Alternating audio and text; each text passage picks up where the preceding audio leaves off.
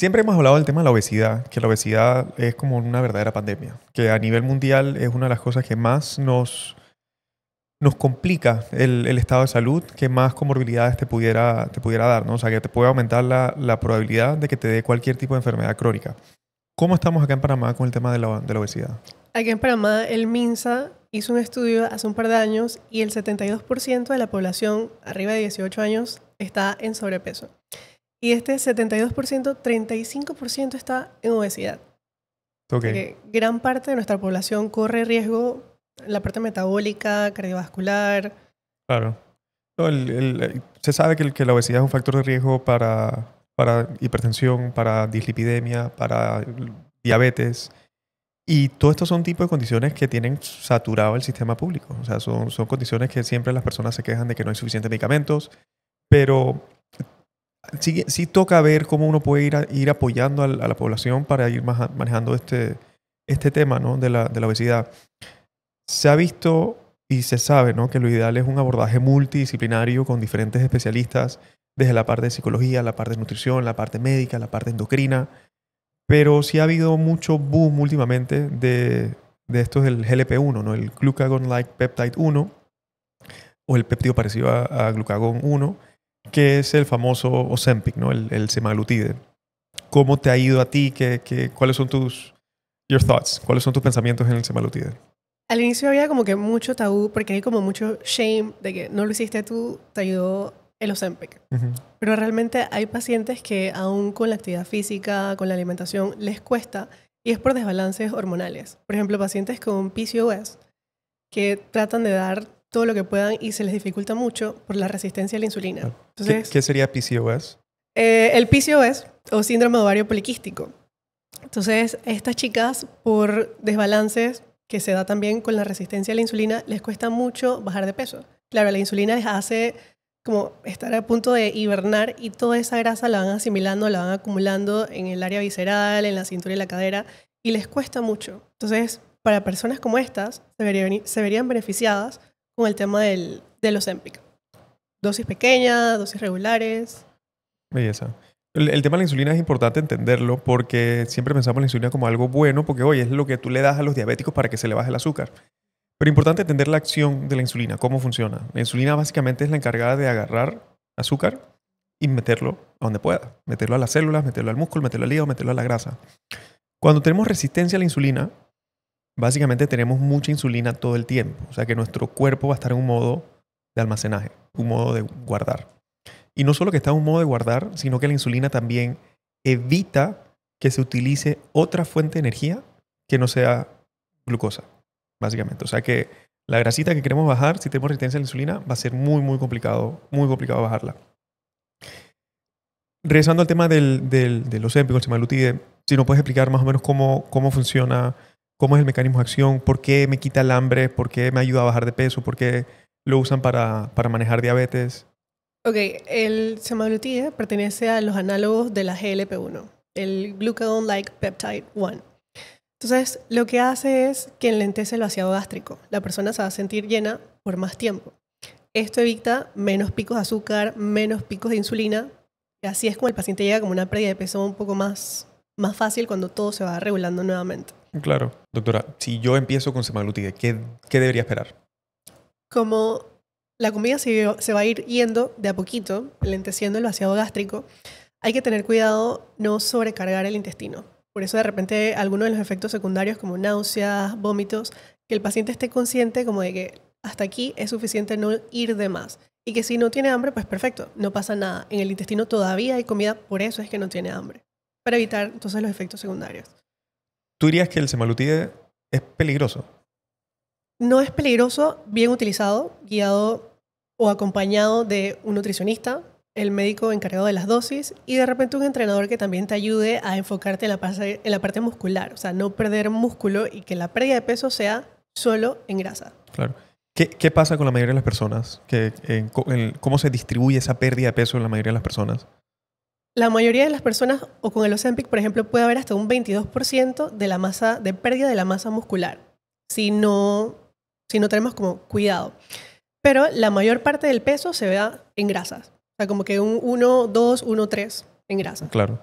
Sí, es importante entender que siempre que perdemos peso existe la posibilidad de que tú pierdas músculo. Ese es como tu impuesto. Pagaste tu impuesto por perder peso.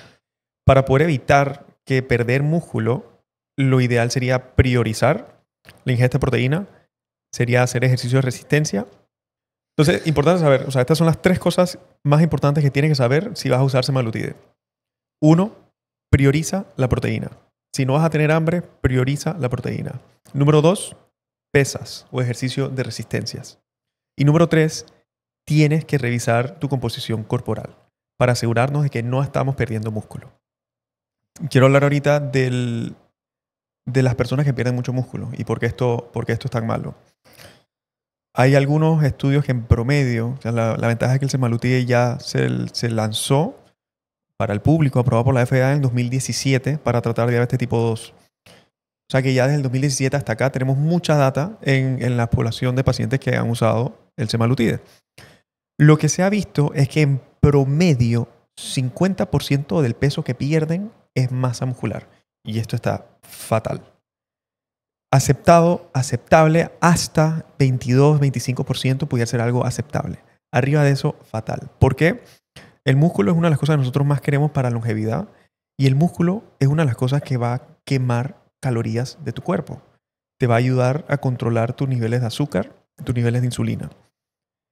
Si yo pierdo músculo, mi cuerpo va a empezar a quemar menos calorías, ¿no? O sea, tu tasa metabólica basal disminuye. La cantidad de calorías que tu cuerpo quema durante el día baja. Imagínense que el músculo es como el motor de un carro. Mientras más grande sea el motor, mientras más músculo tenga, más gasolina quemas solo por existir. El problema en esto es que si tú vas perdiendo mucho músculo, tu cuerpo va a empezar a bajar la cantidad de calorías que quema. Y si tú dejas el medicamento y vuelves a comer exactamente como comías antes, ahí es donde viene el rebote. Siempre y cuando tú puedas mantener una muy buena masa muscular, ese rebote es el mínimo el riesgo que puedas tener un rebote.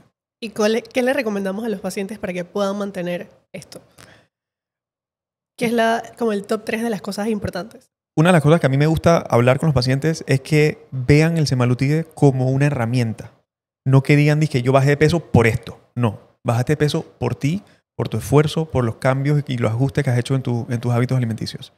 Pero que vean el Ozempic o la semaglutide como un apoyo.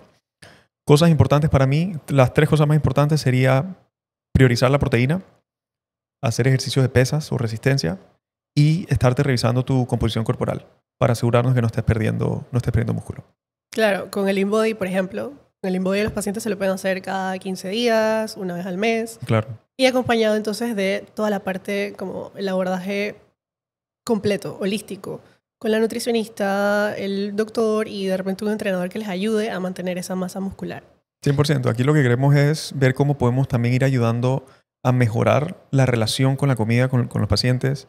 En efecto, hay algo que es real, que es la adicción al azúcar. Y ahorita con tantos alimentos procesados, con tantos alimentos tan ricos en calorías, se vuelve adictivo y te activa ciertos centros en el cerebro que son los centros de placer. Entonces, tenemos que ir viendo cómo podemos ir mejorando esa parte de la relación de todos nosotros con los alimentos. Y el semaglutide te ayuda en esa parte porque te quita los antojos, te quita esa bullita que tienes de la comida. Hay pacientes que me dicen que se les fueron las ganas de tomar alcohol o que ya no toman alcohol o que han bajado muchísimo el consumo porque simplemente ya no les da. Y eso es otro tema que también te ayuda a acelerar todo el tema de la pérdida de grasa. Sí, de hecho hay estudios que ya están empezando a utilizar el semaglutide como para personas alcohólicas, ayudarla a reducir 44% de una población, un estudio que se hizo en Estados Unidos, versus un placebo, dejó de utilizar alcohol con el uso de semaglutide por 8 semanas. Ajá. Entonces, ahorita ya hay otras versiones, digamos, otras generaciones. El semaglutide es agonista GLP-1, pero solamente es agonista de una sola cosa. Ahora están otras versiones que son doble agonistas y son triple agonistas. ¿Me puedes explicar un poquito sobre eso? Ok, entonces el primero, el liraglutide, que fue como en 2012, más o menos, de ahí vino evolucionando, luego vino el semaglutide en 2017, solo con la GLP-1.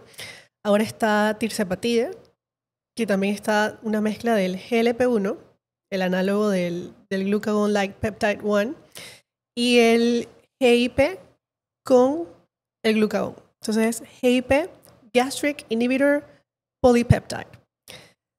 Esta triada ayuda, uno, a disminuir los niveles o los picos de azúcar con las comidas, a disminuir, por lo tanto, los picos de insulina y evitar la liberación extra de glucagón en el cuerpo. Entonces, la combinación de los tres, digo, se ven buenos efectos igual con el GLP-1 o con el GIP, pero la combinación de los tres es como lo óptimo, no solo para pacientes diabéticos, sino para aquellos que quieran perder peso también. Claro. Aquí se pone medio curioso, ¿no? Porque ya estás actuando por 3 vías diferentes para el manejo del azúcar, para el tema de la saciedad. Y el glucagón, una de las cosas que hace también es lipólisis. Lipólisis es que usas la grasa como fuente de energía, básicamente, ¿no? Oxidas tu propia grasa. Oxidas tu propia grasa y es una de las cosas que te puede ayudar a preservar más músculo y disminuir el riesgo de perder músculo el riesgo que se tiene con el GLP-1 agonista solamente. Hay 3 diferentes productos principales, o sea, 3 clases de GLP-1 agonista. Están los doble agonistas, que es GLP-1 mezclado con GIP, Gastric Inhibitory Polypeptide, ¿no? Sí. Y hay uno tercero que mezcla 3 productos o 3 péptidos diferentes, ¿no? Todas las anteriores y más glucagón. Exacto. Vale. Ventaja con esto. La pérdida de peso es de repente un poco más rápida. El paciente tiene menos riesgos de perder masa muscular. Y también ayuda para pacientes con comorbilidades. O sea, para pacientes diabéticos está cualquiera de las dos opciones. ¿Y se baja el azúcar? No se baja el azúcar porque estos 3, la combinación de los 3, incluso utilizar solo el GLP-1, hay un riesgo muy, muy bajo. Porque lo que hace es responder la insulina al grado de glicemia. Entonces, si yo tengo una glicemia normal, el grado de insulina va a ser acorde a eso. Claro. Entonces, no existe ese riesgo de hipoglicemia. Claro. Exacto. Cuando decimos que se va a bajar el azúcar es cuando se baja mucho, que se llama hipoglicemia, que ya es malo. Pero de por sí, si tenemos el azúcar alta, te la baja a un rango normal. Eso Exacto. es importante aclararlo. Y me gustó eso que mencionaste, ¿no? Es un mecanismo que llaman glucosa dependiente. O sea, una respuesta de liberación de insulina dependiendo de cómo estén esos niveles de azúcar. Si está muy alto, pues se libera más. Entonces sí se balancea de cierta manera solo, ¿no? Exacto. La insulina responde al nivel de azúcar que hay en el cuerpo. ¿Cuándo tú escogerías un medicamento sobre otro para algún paciente? Yo pensaría o tomaría en cuenta comorbilidades y el peso realmente del paciente. Por ejemplo, pacientes con síndrome de ovario poliquístico, que hay pacientes que son lean, o sea, que no se ven tan obesas, por ejemplo. Puedes irte con semaglutide, que tienes el tema del agonista de la GLP-1 y debe ser suficiente para llegar a la pérdida de peso. Pacientes ya en sobrepeso o obesidad, con comorbilidades, diabetes, hipertensión, pienso que la mezcla de los 3 sería como que realmente lo ideal. Claro. ¿Te ha pasado con pacientes que tienen resistencia al semaglutide o que no responden al semaglutide? Han sido pocos. Realmente la mayoría de los pacientes ha puesto como que de su parte, no solo con ir con el semaglutide, sino también con la dieta, la actividad física. Entonces han sido pocos los que no responden. La mayoría le ha ido bastante bien. ¿Tienes alguno? Porque yo tuve un paciente también que probó, un paciente que estaba, ¿sabes? Hacía ejercicio muy disciplinado. Él empezó y, como te digo, muy disciplinado. Este no es el caso usual, pero él perdió 9 libras de grasa en un mes y subió 2 libras de músculo. Entonces, tuvo este apoyo que le bajó los antojos, que era lo que a él lo estaba sacando. Los atracones, los antojos. Y él entrenaba 2 veces al día. O sea, entrenaba en la mañana y entrenaba en la tarde.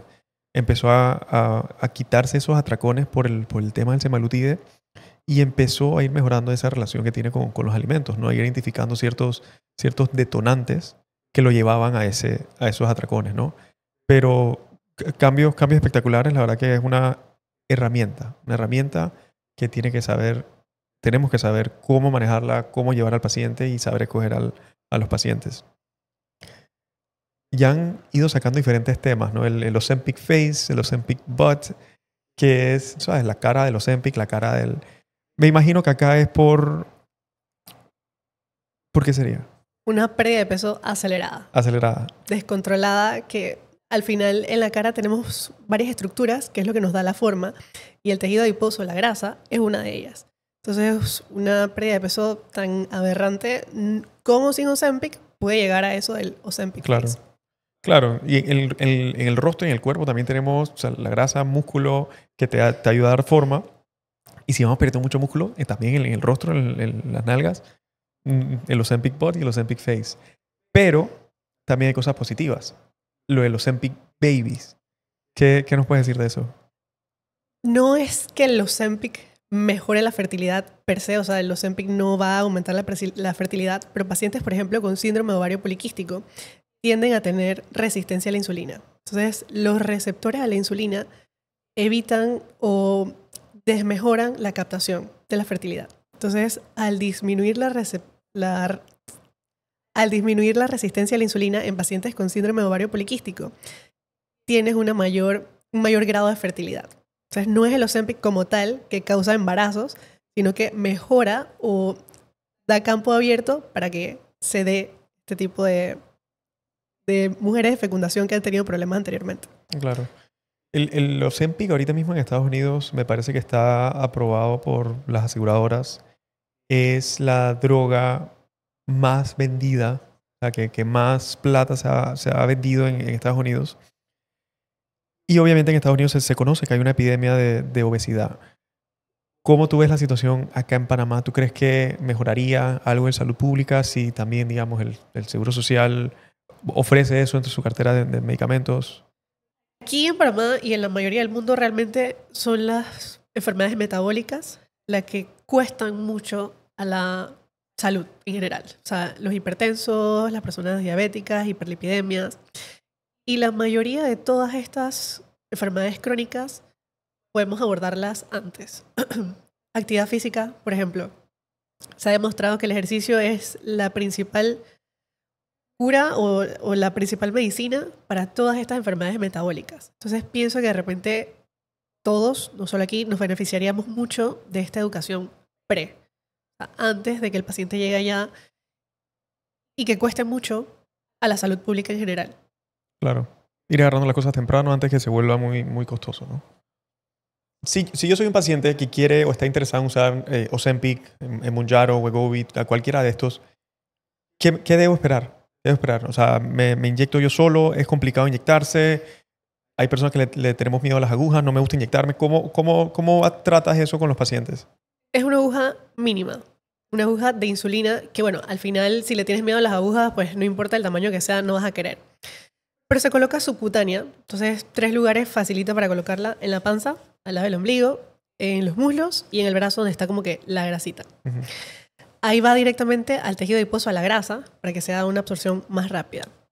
Entonces, al final te pueden ayudar o te pueden enseñar a colocártela o alguien más te la coloca sin problema. Claro. Es una aguja que los pacientes en casa pueden manejar. O sea, que no es algo que va a sangrar después de que te la colocas. Ni siquiera hay que, ¿sabes?, quedarte ahí haciendo presión, curita, porque es muy, muy, muy pequeña. Okay. ¿Y qué puedo esperar? ¿Me inyecté? ¿Los próximos días qué siento? ¿Cuándo voy a bajar de peso? ¿Cuánto peso puedo perder?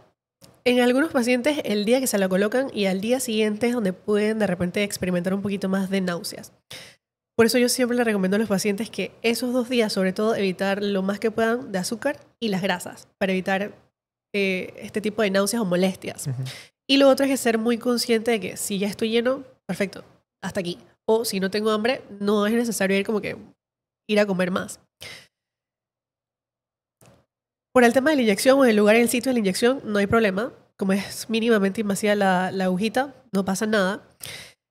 La pérdida de peso esperamos que sea mínimo 1 libra por semana. Puede ser más dependiendo de la actividad física del paciente. La idea es llevar el seguimiento como que todos los meses o mes a mes para que sea una pérdida controlada. No claro. Una pérdida de peso tan rápida y evitar todo lo que mencionamos anteriormente del Ozempic Face, por ejemplo. Claro. ¿Cuánto tiempo yo pudiera estarme inyectando eso? O sea, hay personas que se lo inyectan por años, pero no sé ¿cuál es tu opinión o pensamientos en eso? El mínimo debería ser 3 meses, porque al final si yo quiero modificar, por ejemplo, en un paciente los niveles de azúcar e insulina, el glóbulo rojo, que es lo que carga con el azúcar y la insulina, vive 3 meses. Entonces, si yo quiero modificar eso, debe ser mínimo por 3 meses. Lo puedo hacer por más tiempo porque un paciente que pesa 400 libras, obviamente en 3 meses yo no lo voy a llevar a una mínima de peso. Claro. Entonces, se puede extender 6 meses, un año, dependiendo de cada caso del paciente. Del paciente. Y la retirada, ¿yo puedo dejar de inyectarme listo o tengo que irlo haciendo pausado? ¿Cómo lo has ido viendo con tus pacientes? No es necesario hacer un decalaje. Igual las dosis que se utilizan son dosis como que la adaptación y la de mantenimiento, que puedes ir con dosis mínimas, no es necesario llevarlo a dosis muy altas. Y tampoco es necesario, como los corticoides, por ejemplo, que tienes que ir decalándolo. No hay ese problema con el semaglutide. Lo que deberíamos tener como que claro con el paciente es que se vaya acostumbrando. O sea, que cree esa mentalidad de que si ya estoy lleno, hasta aquí. Cosa que cuando se retire, ya él tiene eso. Lo mismo que un paciente que se opera de manga gástrica. Ese paciente tiene riesgo de volver a subir de peso si no es consciente de la alimentación que lleva. Claro, la relación que tiene con los alimentos, los hábitos, ¿no? Porque al final ¿qué es lo que uno quiere buscar con este tipo de herramientas? De crear el hábito de porcionar los alimentos o saber qué tipo de porción es suficiente para ti y que eso se pueda mantener, ¿no? Posterior. También hay un montón de pacientes que están usando Ozempic automedicado. O sea, es de venta libre, acá en Panamá es automedicado, no están llevando ningún tipo de control.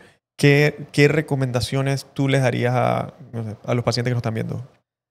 Es muy peligroso que sea de venta libre, en verdad. Y así como con el semaglutide, con cualquier otro medicamento, a pesar de que lo puedas conseguir como que over the counter, debe ser guiado por alguien. Porque ahí es donde pueden venir estos riesgos peligrosos que hablan pacientes con dosis súper altas que realmente no lo necesitan, porque con un mínimo puedes ver buenos resultados. Entonces, si yo con el mínimo tengo suficiente o veo resultados, ¿por qué me voy a ir como que más allá? Entonces, ahí es donde hablan, por ejemplo, un estudio que mencionaba anteriormente o me mencionó anteriormente del riesgo de cáncer de tiroides medular con el uso del semaglutide, por ejemplo. Dosis súper altas, que no es necesario llegar hasta allá para ver resultados. Entonces, ese riesgo lo disminuyes si tienes una guía médica. Claro.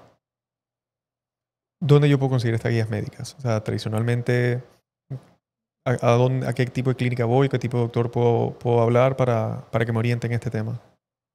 Tipos de doctores funcionales, endocrinos, pueden ayudar a orientar al paciente. También deben estar como actualizados con los protocolos, con las guías y igual ir personalizándolo con cada paciente. Si tengo un paciente que me responda a la mínima, no es necesario como que ir subiéndosela cada tanto tampoco. Claro. Y en tu caso, ¿cómo tú manejas el abordaje con el paciente de un paciente que quiere iniciar semaglutide? Lo primero, exámenes de laboratorio para saber si existe un desbalance hormonal, cuáles, qué hormonas, y para decir al paciente, oye, mira, ¿sabes qué? Al final puede ser que no eras realmente, que no estás haciendo tu esfuerzo con la actividad física o con la alimentación, era por X o Y hormona que está desbalanceada. La solución para ese balance, nuevamente, semaglutide, por ejemplo, los laboratorios, el InBody, para llevar como que qué porcentaje de grasa o el peso de ese peso, cuánto es grasa, cuánto es músculo, y basándonos en la meta, no en un peso, sino en el porcentaje de grasa. El paciente pregunta como que, oye, ¿cuál es mi peso ideal? Puedes pesar 70 kilos y si de esos 70 kilos, 15% es grasa, perfecto. Pero puedes pesar también 70 kilos y 50% de tu peso es grasa. Claro. Entonces, son escenarios diferentes.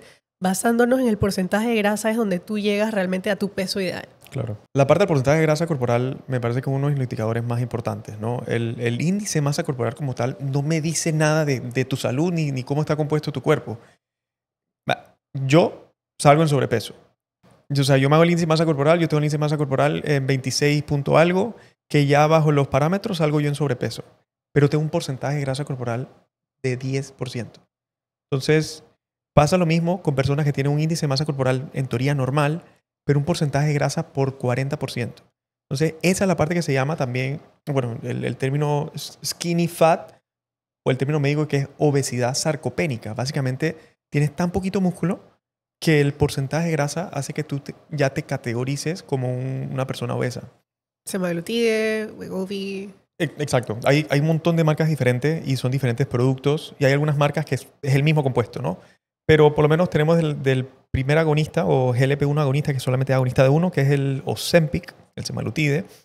Tienes otro que es Mounjaro. Mounjaro ya es doble agonista, que el compuesto se llama tirzepatide. Y ya tienes otro nuevo que ya es triple agonista, el triple agonista que hablamos, que se llama retatruride. Retatruride. Un nombre cada vez más raro que el otro, ¿no? Pero es importante que lo sepan en caso tal de que van a estar escuchando estas cosas allá afuera. Y nada, cualquier consulta que tengan, ¿qué le podemos decir a los pacientes? Importante o a considerar siempre ser guiado por una persona idónea. No automedicarse ni con esto ni con nada. Y llevar control, que no sea una pérdida de peso desmesurada. E igual darle entonces prioridad al músculo. Siempre que lo que voy a comer sea poquito o sea mucho, que lo que tengo de hambre en ese momento, que sea más que todo proteína. Muchas gracias a todos por escucharnos en este podcast. Ya saben que cualquier duda, nosotros en Anti-Aging Clínicos Panamá estamos a la orden para poder acompañarlos en todas sus metas de salud.